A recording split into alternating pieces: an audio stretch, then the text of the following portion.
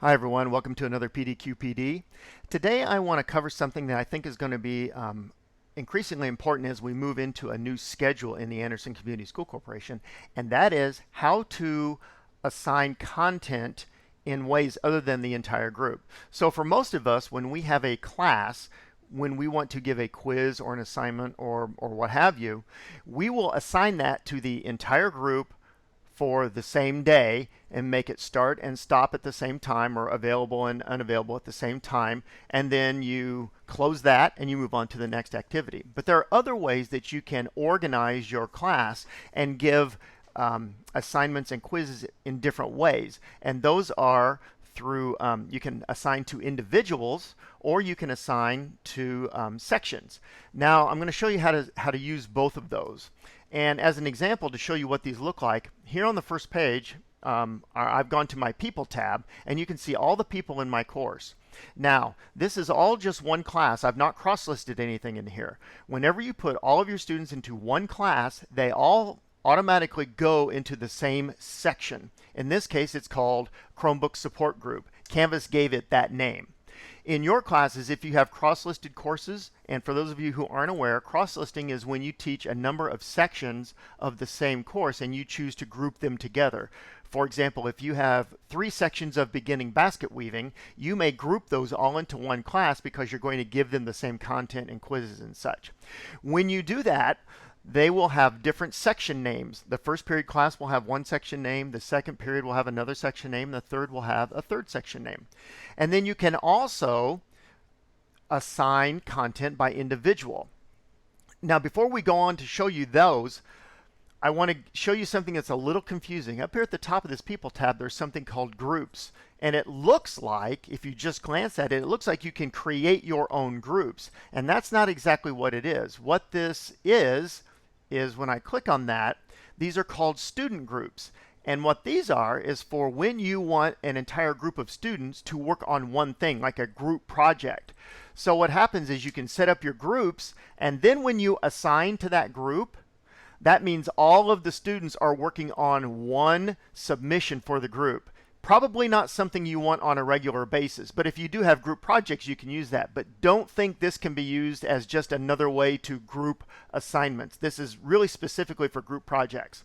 So I'm going to go back to my People tab, and I'm going to show you in the sections what this looks like. So I'm going to jump over to somebody else's course here because I only have the one section. I want to show you what it looks like when you have multiple course sections. So in this course, you can see that they're all, you can't see the title because I'm going to blur them out, but it's the same course name, and it's just period 1, 2, 5, 6, and 7. They're all grouped into one course.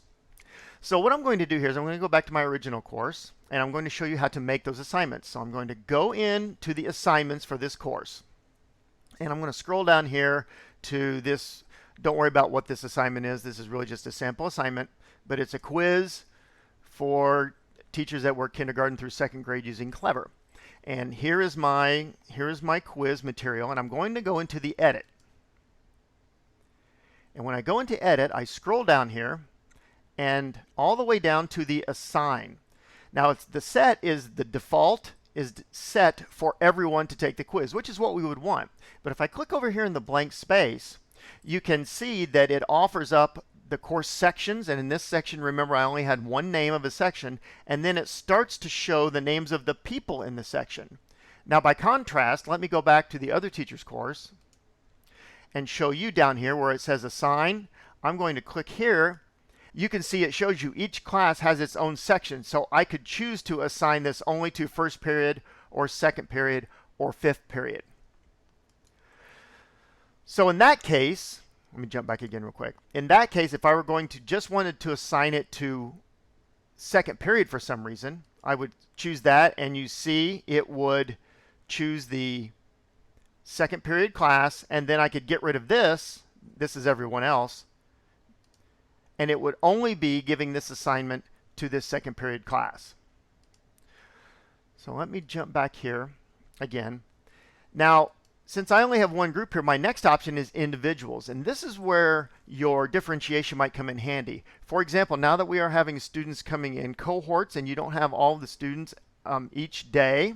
You may want to assign a quiz, let's say, on a Monday. So you would go in and put your dates in and all the stuff that you want for this particular quiz, and then you would assign it to individual students, and you'd have to go through and find your Monday students. This is the part that's a little awkward, but you just start clicking on their names, and it adds them to this assignment. If you only wanted to give it to one student, you only give it to one, but I'm going through and just clicking names. Now, when you have a lot of names, unfortunately, it doesn't show all of them, and you have to go start typing the student's name to find it and add it to the list.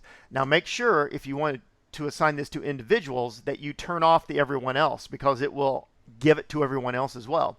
So if I turn this off, then, whoops, there we go. If I turn this off, I am only giving this assignment to these 4 people. So that's how that works for individuals. Now I'm going to turn this off again, just so you can see what I'm talking about here.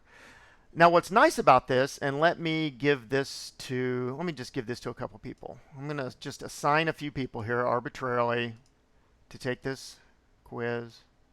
And all right, I'm going to be done with that.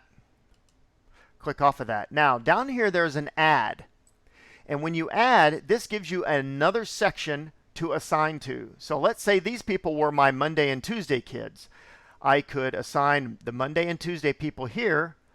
Down here, I could change this assignment information and add the names of the people in my Wednesday, Thursday class.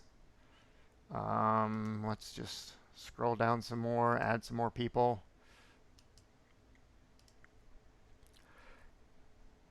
And then I could add it separately to another group of people. So this is something that you might come in handy with when you want to alternate groups. Again, this is another way that you could have different versions of a quiz for accommodation purposes, and you may want to assign a version to everyone except one person, and then you would assign a different version to that person. When they opened up their Canvas, all they would see would be the version assigned to them, so there would be no passing out a separate piece of paper or anything else. So that's how you can assign to different groups of people and different individuals. I hope this is something that you can use. I hope this is helpful to you. And as always, have a great day.